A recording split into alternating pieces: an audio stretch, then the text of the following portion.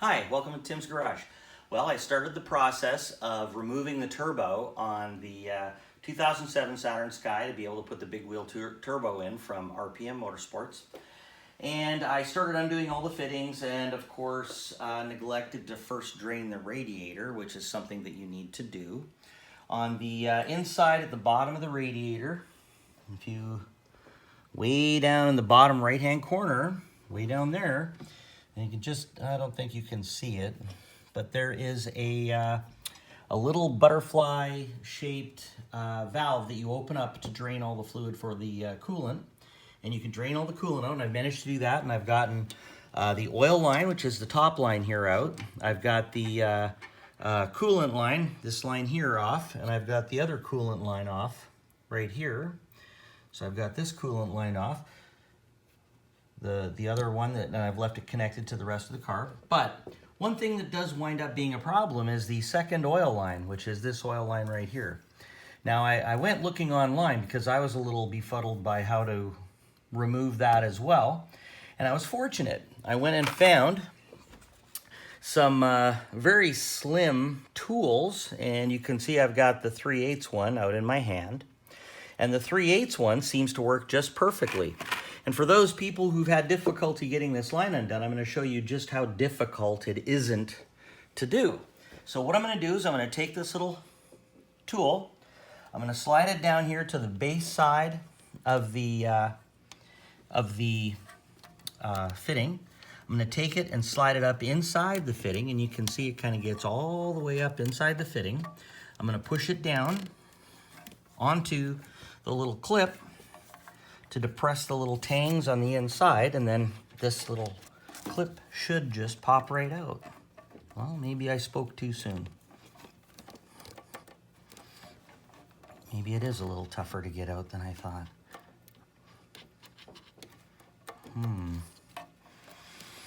Okay.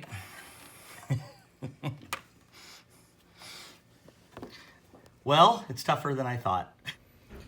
Well, after much work on this fitting and thinking that if I got a proper tool to be able to release the PCV oil line, the crankcase ventilation line there, I call it the hose from hell, I managed to determine that the only way to get that off is to undo that 10mm bolt that you see right there, this 10mm bolt right here, and pop that plate out. And I got that information from Dion at Redline Motorsports.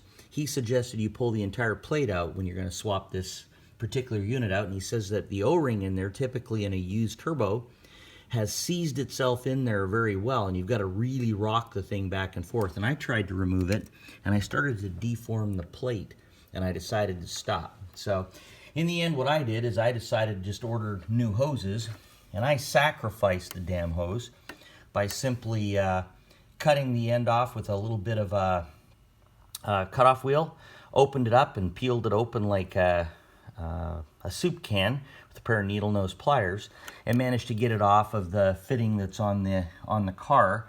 And I've ordered a new hose, and I'll just replace it with the new connection that's on the turbo because it already has that plate mounted on it.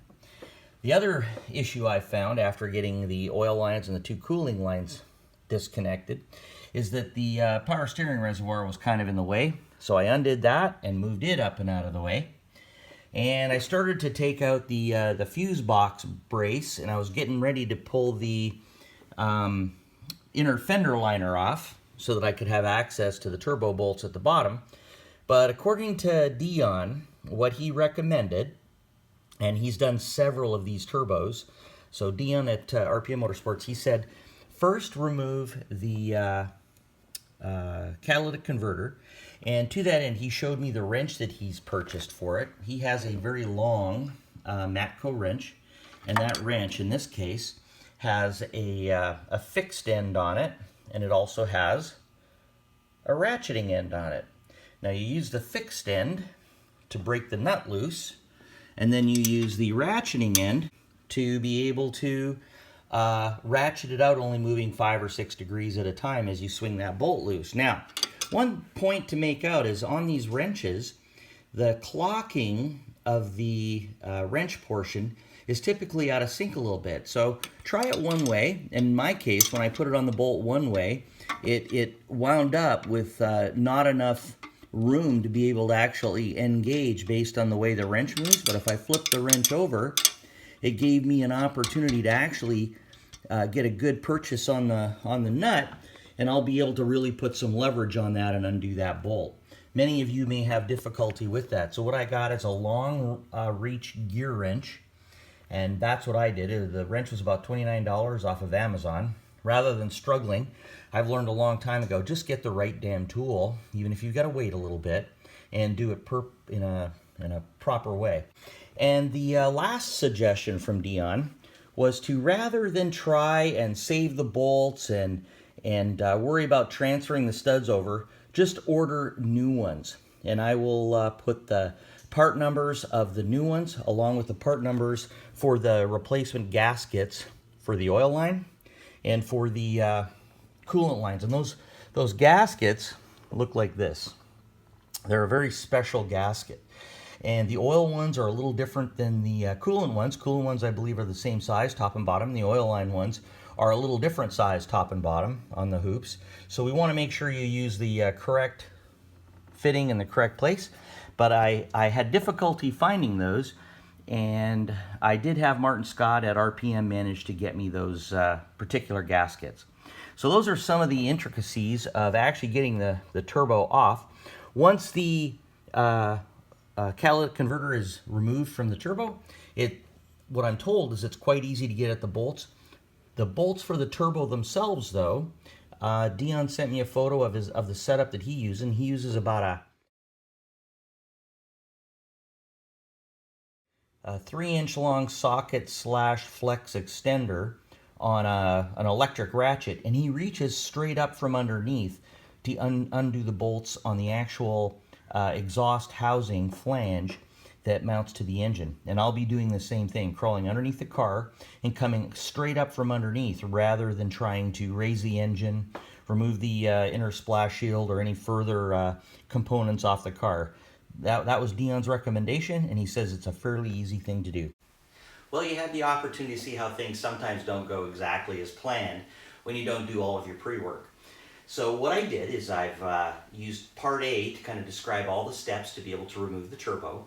And I'm going to now go ahead and remove the turbo and perform all the tasks, and then I'll give you an overview in part B of all of the steps, and I'll hopefully include all of the part numbers of the gaskets and the other items that I've had to identify and the studs to be able to perform the swap to the big wheel turbo.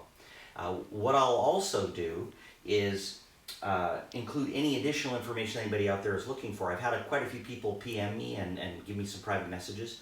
And what I want to do is, if you have any questions and there's something I can capture or illustrate for you as I'm going through and doing the videos, I would love to do that. Just send me a note and I'll respond through the YouTube app, and I'll give you whatever feedback I can.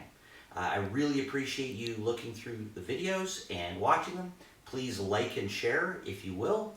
And I would love new subscribers, so please subscribe. Hit the subscribe button if you find this of value and interest. I'll see you shortly in part B of the turbo removal.